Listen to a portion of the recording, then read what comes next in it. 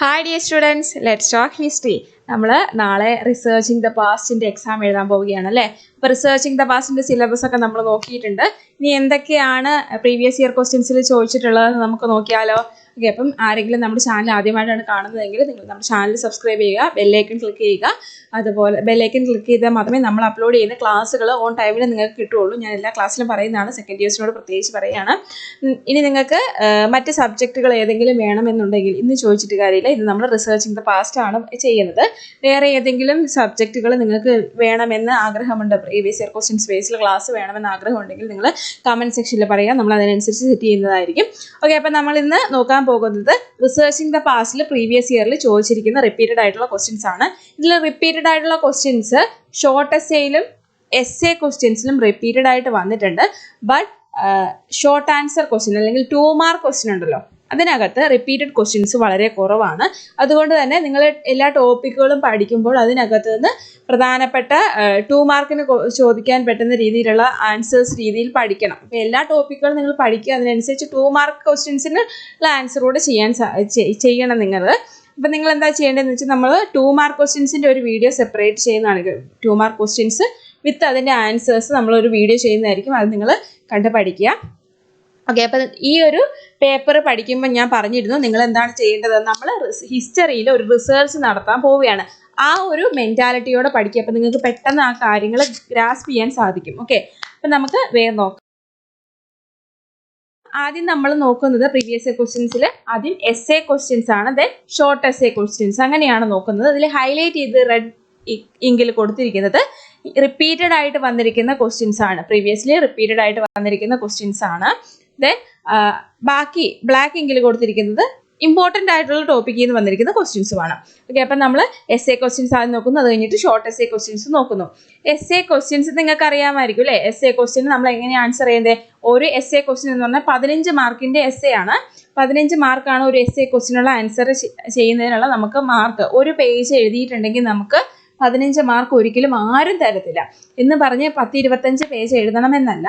നിങ്ങൾ സിസ്റ്റമാറ്റിക് ആയിട്ട് ഓരോന്നും പോയിന്റ് ഔട്ട് ചെയ്ത് എഴുതുക. ഒരു എസ്സേക്ക് മാക്സിമം അല്ലെങ്കിൽ മിനിമം ഒരു 5 പാരഗ്രാഫ് എങ്കിലും ഉണ്ടാകുക. 5 പാരഗ്രാഫ് എന്ന് പറഞ്ഞാൽ 5 ലൈനുള്ള ഒരു പാരഗ്രാഫ് അല്ല, 5 പാരഗ്രാഫായിട്ട് നിങ്ങൾ നിങ്ങളുടെ എസ്സേയെ തിരിക്കുക.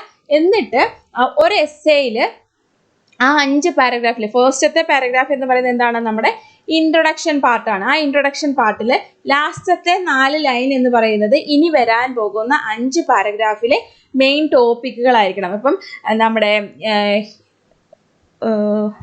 എന്താ പറയുക, ഡിഫറെൻറ്റ് ടൈപ്സ് ഓഫ് റിസർച്ച് ആണ് എങ്കിൽ എത്ര തരത്തിലുള്ള റിസർച്ചുകളുണ്ട്? 4 തരത്തിലുള്ള പ്രധാനപ്പെട്ട റിസർച്ചുകളുണ്ട് എന്ന് പറഞ്ഞ് റിസർച്ച് എന്താണ് എന്ന് പറയുന്നു ഇൻട്രൊഡക്ഷനിൽ. അതിൻ്റെ കൂട്ടത്തിൽ 4 തരത്തിലുള്ള there are 4 different types of research in historical research. എന്നിട്ട് ഏതൊക്കെയാണ് അനലിറ്റിക്കൽ റിസർച്ച്, ഡിസ്ക്രിപ്റ്റീവ്, അതുപോലെ തന്നെ എന്താണ് ക്വാണ്ടിറ്റേറ്റീവ്, ക്വാളിറ്റേറ്റീവ് എന്ന് പറഞ്ഞിട്ട് നമ്മൾ ആ റിസർച്ചുകൾ പേരുകൂടെ മെൻഷൻ ചെയ്യുന്നു. ദെൻ നെക്സ്റ്റ് പാരഗ്രാഫിൽ ഓരോ റിസർച്ചുകളുടെയും പേരുകൾ അണ്ടർലൈൻ ചെയ്യുന്നു. ഫസ്റ്റ് ഏതാണ്? Analytical research. നമ്മൾ ഹെഡിങ് കൊടുക്കുന്നു, അതിന് അണ്ടർലൈൻ ചെയ്യുന്നു. അനലിറ്റിക്കൽ റിസർച്ചിനെ പോയിന്റ് ഔട്ട് ചെയ്ത് പാരഗ്രാഫ് എന്ന് പറയുമ്പോൾ ഇതാണ് ഓരോ ടോപ്പിക്കും പോയിന്റ് ഔട്ട് ചെയ്ത് നിങ്ങൾ പോയിന്റ് ആയിട്ട് എഴുതിയെടുക്കുക. പാരഗ്രാഫായിട്ട് വലിച്ചു നീട്ടി എഴുതുന്നതിൽ നന്നായിട്ട് എന്താണ് പോയിന്റ് ഔട്ട് ചെയ്ത് എഴുതുമ്പോൾ നിങ്ങൾക്ക് മാർക്ക് കൂടുതൽ കിട്ടും. ദെൻ ടേബിളൈസ് ചെയ്യാൻ പറ്റുവാണെങ്കിൽ, ടേബിൾ ചെയ്യാൻ പറ്റുവാണെങ്കിൽ, പൈ ചാർട്ട് അല്ലെങ്കിൽ ചാർട്ട് വൈസ് ആയിട്ട് ആരോ മാർക്കൊക്കെ കൊടുത്ത് ചാർട്ടായിട്ട് എഴുതാൻ പറ്റുവാണെങ്കിൽ അങ്ങനെയൊക്കെ എഴുതുമ്പോൾ നമുക്ക് കൂടുതൽ മാർക്ക് സ്കോർ ചെയ്യാൻ സാധിക്കും. ഓക്കെ, അത് ഞാനൊരു എക്സാമ്പിൾ പറഞ്ഞു തന്നതാണ്. അങ്ങനെ 4 ടൈപ്സ് ഓഫ് റിസർച്ച് ആണ് എങ്കിൽ ആ 4 types of research next 4 paragraph ആക്കി തീർക്കുക. അങ്ങനെ ഒരു മാക്സിമം 3 പേജ്, മിനിമം 3 പേജാണ് പറഞ്ഞിരിക്കുന്നത്. മാക്സിമം ഇത്ര പേജ് എന്നൊന്നുമില്ല, നിങ്ങളൊരു 3 പേജെങ്കിലും എഴുതുക. പിന്നെ നിങ്ങളുടെ 15 മാർക്കിൻ്റെ ക്വസ്റ്റ്യൻ എഴുതാൻ വേണ്ടി നിങ്ങൾ 2 മണിക്കൂർ സമയം കളയരുത്. ഒരു ക്വസ്റ്റ്യന് 15 മാർക്കാണ് എങ്കിലും നമുക്ക് 5 മാർക്സിൻ്റെ ക്വസ്റ്റ്യന് 5 എണ്ണം ആൻസർ ചെയ്യാനുണ്ട്, 2 മാർക്കിൻ്റെ ക്വസ്റ്റ്യൻ 10 എണ്ണം ആൻസർ ചെയ്യാനുണ്ട്. മറ്റു ക്വസ്റ്റ്യൻസിന് സമയം കളയരുത്. നിങ്ങൾ മാക്സിമം 1.5 hour അല്ലെങ്കിൽ 1 hourനുള്ളിൽ നിങ്ങളുടെ 2 എസ്സേ ക്വസ്റ്റ്യനും കംപ്ലീറ്റ് ചെയ്തിരിക്കണം. ഓക്കെ, അപ്പം ഇനി നമുക്ക് നോക്കാം ഏതൊക്കെയാണ് എസ്സേ ക്വസ്റ്റ്യൻസ്, ഇമ്പോർട്ടൻ്റ് ആയിട്ട് വന്നിരിക്കുന്ന എസ്സേ ക്വസ്റ്റ്യൻസ് ഏതൊക്കെയാണെന്ന് നോക്കാം. Importance and methods of oral history, importance and methods of oral history. Oral ഹിസ്റ്ററിയുടെ ഇമ്പോർട്ടൻസ് എന്താണ്, അതിനകത്ത് ഉപയോഗിക്കുന്ന മെത്തേഡ്സ് ഏതൊക്കെയാണെന്നാണ് ഫസ്റ്റ് ക്വസ്റ്റ്യൻ. ഈ ഓറൽ ഹിസ്റ്ററിയിൽ തന്നെ മറ്റൊരു ക്വസ്റ്റ്യൻ വന്നിരിക്കുന്നത് importance of oral history in social science research. Social science റിസർച്ചിൽ ഓറൽ ഹിസ്റ്ററിയുടെ പ്രാധാന്യം എന്ത്? നമ്മൾ ഓറൽ ഹിസ്റ്ററി എന്താണെന്ന് പഠിച്ചിട്ടുണ്ട് അല്ലേ, വായ്മൊഴിയായിട്ട് പ്രചരിക്കുന്ന ചരിത്രം അല്ലേ, നമ്മൾ 3rd സെമ്മിൽ പഠിച്ചതാണ്. അപ്പം ഈ സോഷ്യൽ സയൻസ് റിസർച്ചിൽ ഓറൽ ഹിസ്റ്ററിയുടെ പ്രാധാന്യം എന്താണെന്നാണ് ചോദിച്ചിരിക്കുന്നത്. Okay, then food notes are considered as one of the hallmark of scientific work. അതിനെ കമന്റ് ചെയ്യാൻ അല്ലെങ്കിൽ അതിനെ പ്രൂവ് ചെയ്യാനാണ് പറഞ്ഞിരിക്കുന്നത്. ഫുഡ് നോട്ട്സ് എന്ന് പറയുന്നത് എന്താണ്? സയന്റിഫിക് വർക്ക് മാർക്ക് എന്നാണ് പറയുന്നത്. അതിനെ നമ്മൾ പ്രൂവ് ചെയ്യാൻ പറഞ്ഞിട്ടുണ്ട്.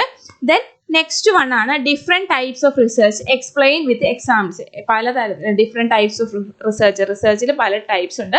അതിനെ എക്സാമ്പിൾ സഹിതം എന്ത് ചെയ്യുക, എക്സ്പ്ലെയിൻ ചെയ്യാൻ പറഞ്ഞിരിക്കുന്നു. Then various non conventional and visual sources and their application in social science research. എന്താണ് നോൺ കൺവെൻഷണൽ ആൻഡ് വിഷ്വൽ സോഴ്സുകൾ ഏതൊക്കെയാണ്, ആ സോഴ്സുകളെ സോഷ്യൽ സയൻസ് റിസർച്ചിനെ എങ്ങനെയാണ് നമ്മൾ അപ്ലൈ ചെയ്യുന്നതെന്നാണ് അടുത്ത question. What are the basic steps to be followed by the researcher to fix a problem for investigation. എന്താണ് ഒരു പ്രോബ്ലം ഓഫ് ഇൻവെസ്റ്റിഗേഷൻ എന്ന് പറയുന്നത്? പ്രോബ്ലം എന്ന് പറയുന്നത് നമ്മുടെ റിസർച്ചാണ്. അപ്പം നമ്മുടെ റിസർച്ചിൻ്റെ ഇൻവെസ്റ്റിഗേഷന് ഒരു റിസർച്ചർ ഫോളോ ചെയ്യേണ്ട ബേസിക് സ്റ്റെപ്സ് എന്തൊക്കെയാണ് എന്നാണ് പറയുന്നത്. ബേസിക് സ്റ്റെപ്സ് എന്ന് പറയുമ്പോൾ എന്താണ്? ആദ്യം നമ്മൾ നമ്മുടെ പ്രോബ്ലം ഐഡന്റിഫൈ ചെയ്യുന്നു, അതിനുശേഷം അതിനെക്കുറിച്ച് ലിറ്ററേച്ചർ റിവ്യൂ നടത്തുന്നു അല്ലേ. ലിറ്ററേച്ചർ റിവ്യൂ നടത്തിയതിന് ശേഷം അതിനെക്കുറിച്ച് പഠിക്കുന്നു. ആ പഠനത്തിന് ശേഷം എന്താണ് കുറച്ച് സ്റ്റെപ്പുകൾ നമ്മൾ ഏത് മെത്തേഡാണ്, മെത്തഡോളജി ഏതാണ് ബേസ് ചെയ്തത് എന്നുള്ള കാര്യങ്ങളൊക്കെ നമ്മൾ കുറച്ച് സ്റ്റെപ്പുകളിലൂടെയാണ് പോകുന്നത്. അതാണ് what are the basic steps to be followed by the researcher to fix a problem for investigating. Problem എന്ന് ഉദ്ദേശിക്കുന്നതാണ് നമ്മുടെ പ്രോബ്ലം ഓഫ് റിസർച്ച് നമ്മൾ എടുത്തിരിക്കുന്ന ടോപ്പിക്കാണ് പറയുന്നത്. ദെൻ ലിറ്ററേച്ചർ റിവ്യൂവിനെ കുറിച്ച് എക്സ്പ്ലെയിൻ ചെയ്യാൻ പറഞ്ഞിട്ടുണ്ട്. ലിറ്ററേച്ചർ റിവ്യൂ എന്താണ്? റിസർച്ചിൻ്റെ ടൈമിൽ നമ്മൾ നമ്മുടെ ടോപ്പിക്കുമായിട്ട് ബന്ധപ്പെട്ടിട്ട് മറ്റോ ആരെങ്കിലും റിസർച്ച് ചെയ്തിട്ടുണ്ടോ എന്ന് അറിയാൻ വേണ്ടിയിട്ട് നടത്തുന്ന ഒരു സെർച്ചാണ് ലിറ്ററേച്ചർ റിവ്യൂ. മറ്റു ആൾക്കാർ നമ്മുടെ സെയിം ടോപ്പിക്കിൽ ചെയ്തിട്ടുള്ള റിസർച്ചുകൾ, ആർട്ടിക്കിളുകൾ, ദെൻ സൈറ്റുകൾ, അതിലൊക്കെ നമ്മൾ റെഫറൻസ് എടുത്ത് അത് കൃത്യമായിട്ട് ഡീറ്റെയിൽഡ് ആയിട്ട് അതിനെ പഠിക്കുന്നു. അതിനെയാണ് ലിറ്ററേച്ചർ റിവ്യൂ എന്ന് പറയുന്നത്. Then how subjectivity influence A researcher. ഒരു റിസർച്ചറിനെ സബ്ജക്റ്റിവിറ്റി എത്രത്തോളം ഇൻഫ്ലുവൻസ് ചെയ്യുന്നുണ്ടെന്നാണ് അടുത്ത ക്വസ്റ്റ്യൻ. ഇത്രയുമാണ് റിപ്പീറ്റഡ് ആയിട്ട് വന്നിരിക്കുന്ന പ്രീവിയസ് ഇയർ ക്വസ്റ്റ്യൻസ്. ഇത് തന്നെ വന്നുകൊള്ളണമെന്നില്ല, ഇത് വന്നിട്ടുണ്ട്. അപ്പം ഈ ഒരു ടോപ്പിക്കുകളൊക്കെ പഠിക്കുകയാണെങ്കിൽ നിങ്ങൾക്ക് ഇത് ഉപകാരപ്പെടും എന്നാണ് പറയുന്നത്. നെക്സ്റ്റ് വൺ ആണ് short essay questions. Short essay ക്വസ്റ്റ്യൻസിന്റെ കാര്യത്തിൽ പറയുകയാണെങ്കിൽ ഈ കഴിഞ്ഞ 22-23 കാലഘട്ടത്തിൽ എന്ന് പറഞ്ഞിട്ടുണ്ടെങ്കിൽ റിപ്പീറ്റഡ് ക്വസ്റ്റ്യൻസിൽ എസ്സേ ക്വസ്റ്റ്യൻസ് വലിയ കുഴപ്പമില്ലായിരുന്നു. ഷോർട്ട് എസ്സേ ക്വസ്റ്റ്യൻസ് കുറച്ച് ക്രൂഷ്യലായിട്ട് നമുക്ക് തോന്നും. പക്ഷേ 2090 അതുപോലെ തന്നെ 21 ആ ഒരു കാലഘട്ടത്തിലേക്ക് അല്ലെ 2021, 20, 19 ആ ഒരു വർഷങ്ങളിലേക്ക് എസ്സേ ക്വസ്റ്റ്യൻ കുറച്ച് ഹാർഡും ഷോർട്ട് എസ്സേ ക്വസ്റ്റ്യൻ കുറച്ച് സിമ്പിളും ആയിട്ടുള്ളതായിട്ടാണ് തോന്നിയിരിക്കുന്നത്. പോസ്റ്റ് സ്ട്രക്ചറലിസം എന്താണ് എന്ന് ചോദിച്ചിട്ടുണ്ട്. അതിനെ എക്സ്പ്ലെയിൻ ചെയ്യാൻ പറഞ്ഞിട്ടുണ്ട്. Who where the higher priestess of post structuralism. എന്താണ് പോസ്റ്റ് സ്ട്രക്ചറലിസത്തിലെ പ്രധാനപ്പെട്ട ഹയർ പ്രീസ്റ്റുകൾ ആരൊക്കെയായിരുന്നു എന്ന് മറ്റൊരു ക്വസ്റ്റ്യൻ ആണ് കേട്ടോ.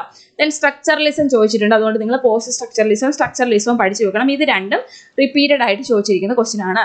Then 4 significant problems of objectivity and subjectivity നമ്മൾ പഠിച്ചിട്ടുണ്ട്. ഈ ഒബ്ജക്റ്റിവിറ്റിയിലെ പ്രധാനപ്പെട്ട സിഗ്നിഫിക്കൻറ്റ് പ്രോബ്ലംസ് ഏതൊക്കെയാണ് എന്ന് പഠിക്കണം. Then differentiate analytical and descriptive type of research. Types of research നമുക്ക് എസ്സേ ക്വസ്റ്റ്യൻ ഉണ്ടായിരുന്നു. സെയിം അതിനെ ഒന്നുകൂടി ക്ലാരിഫൈ ചെയ്ത് ഇവിടെ ചോദിച്ചിട്ടുണ്ട്. Analytical and descriptive type of റിസർച്ചിന്റെ ഡിഫറൻസ് എന്തൊക്കെയാണ് എന്ന്. അത് എന്താണെന്ന് പറയുമ്പോൾ തന്നെ അതിൻ്റെ ഡിഫറൻസ് നമുക്ക് പറയാൻ സാധിക്കും. What are the major stages for conducting a historical research. ഒരു ഹിസ്റ്റോറിക്കൽ റിസർച്ച് കണ്ടക്ട് ചെയ്യുന്നതിന് പ്രധാനപ്പെട്ട സ്റ്റേജുകൾ ഏതൊക്കെയാണ് നേരത്തെ പറഞ്ഞത് തന്നെ. Then influence of bias and prejudices in writing of history എഴുതുമ്പോൾ ഇൻഫ്ലുവൻസ് ചെയ്യാൻ സാധ്യതയുള്ള ബയാസുകൾ അല്ലെങ്കിൽ വേർതിരിവുകളും പ്രെജുഡൈസസും മുൻവിധികളും ഒക്കെ എന്താണ് എന്നാണ് ചോദിക്കുന്നത്. ഡിഫറെൻറ്റ് ടൈപ്സ് ഓഫ് റെഫറൻസിങ്ങിൻ്റെ പല ടൈപ്പ് ഏതൊക്കെയാണ്? റെഫറൻസിങ് സൈറ്റിങ്സിനെ കുറിച്ച് നമ്മൾ എന്താണ് ഓൺ റെഫറൻസിങ് എന്ന 4th മൊഡ്യൂളിൽ പഠിക്കുന്നുണ്ട് അല്ലേ. MLA, APA, ചിക്കാഗോ മാനുവൽ അതൊക്കെയാണ് ഇവിടെ ചോദിച്ചിരിക്കുന്നത്. How does A synopsis differ from A hypothesis? Synopsis ഒരു ഹൈപ്പോത്തിസിസിൽ നിന്ന് എങ്ങനെ വ്യത്യാസപ്പെട്ടിരിക്കുന്നു എന്നാണ് ചോദിക്കുന്നത്. ഹൈപ്പോത്തിസിസ് എന്ന് പറയുന്നത് എന്താണ്? നമ്മുടെ കൺക്ലൂഷൻ, നമ്മൾ റിസർച്ചിൻ്റെ കൺക്ലൂഡിങ് ടൈമിൽ എഴുതുന്നതും സിനോപ്സിസ് എന്താണ് നമ്മുടെ സ്റ്റാർട്ടിങ് ടൈമിൽ എഴുതുന്നതുമാണ്. കണ്ടന്റ് റൈറ്റിംഗ് എന്നൊക്കെ പറയും ഏകദേശം. Then difference between primary and secondary sources. Primary historical സോഴ്സസിലെ ഹിസ്റ്റോറിക്കൽ സോഴ്സ് ഉണ്ട് അല്ലേ. ആ സോഴ്സുകളിലെ പ്രൈമറി സോഴ്സുകളെന്നും സെക്കൻഡറി സോഴ്സുകളെന്നും ടെർഷ്യറി സോഴ്സുകളെന്നും നമ്മൾ തരംതിരിച്ചിട്ടുണ്ട്. ആ സോഴ്സുകളിൽ പ്രൈമറി സോഴ്സുകളും സെക്കൻഡറി സോഴ്സുകളും തമ്മിലുള്ള ഡിഫറൻസ് ആണ് ചോദിച്ചിരിക്കുന്നത്. Then next one, significance of textual analysis. Textual അനാലിസിസിന്റെ സിഗ്നിഫിക്കൻസ് എന്തൊക്കെയാണ്? 3rd മൊഡ്യൂള് ഓൺ അനലൈസിങ്ങിലാണ് അത് ചോദിച്ചിരിക്കുന്നത്. What are the things that require for citation? സൈറ്റേഷന് ആവശ്യമുള്ള എന്തൊക്കെയാണ്? അതായത് സൈറ്റേഷൻ ചെയ്യുമ്പോൾ നമ്മൾ എന്തെല്ലാം കാര്യങ്ങൾ ശ്രദ്ധിക്കണമെന്നാണ് ഇവിടെ ചോദിച്ചിരിക്കുന്നത്. ഇത്രയുമാണ് എസ് ആൻഡ് ഷോർട്ട് എസ്സേ ക്വസ്റ്റ്യൻസിൽ റിപ്പീറ്റഡ് ആയിട്ട് വന്നിരിക്കുന്നത്. ശ്രദ്ധിക്കുക. ഈ ടോപ്പിക്കുകളൊക്കെ കവർ ചെയ്ത് കഴിഞ്ഞിട്ടുണ്ടെങ്കിൽ നിങ്ങൾക്ക് ഒരുവിധം നല്ല രീതിയിൽ എക്സാംസ് എഴുതുവാൻ സാധിക്കും. ഇതുപോലെ തന്നെ ചോദ്യം വരണമെന്നില്ല. ഈ സെയിം കണ്ടന്റുകൾ മറിച്ചും തിരിച്ചും ചോദിക്കാം. അപ്പോൾ എല്ലാവരും നന്നായിട്ട് ഈ ടോപ്പിക്കുകളെ ബേസ് ചെയ്ത് പഠിക്കുക. നിങ്ങൾക്ക് ഇമ്പോർട്ടൻ്റ് ആയിട്ട് വേണ്ട ഏതെങ്കിലും ടോപ്പിക്കുകൾ ഉണ്ടെങ്കിലും മെൻഷൻ ചെയ്യുക. എല്ലാത്തിൻ്റെയും ക്ലാസ് ചെയ്യാൻ പറയരുത്. ഏതൊക്കെ ടോപ്പിക്കാണ് ഏറ്റവും കൂടുതലായിട്ട് നിങ്ങൾക്ക് വേണ്ടത് ഉള്ളത് എന്ന് പറയുകയാണെങ്കിൽ അതിൻ്റെ ക്ലാസ്സുകൾ നമ്മൾ ചെയ്യുന്നതായിരിക്കും. Okay, thank you.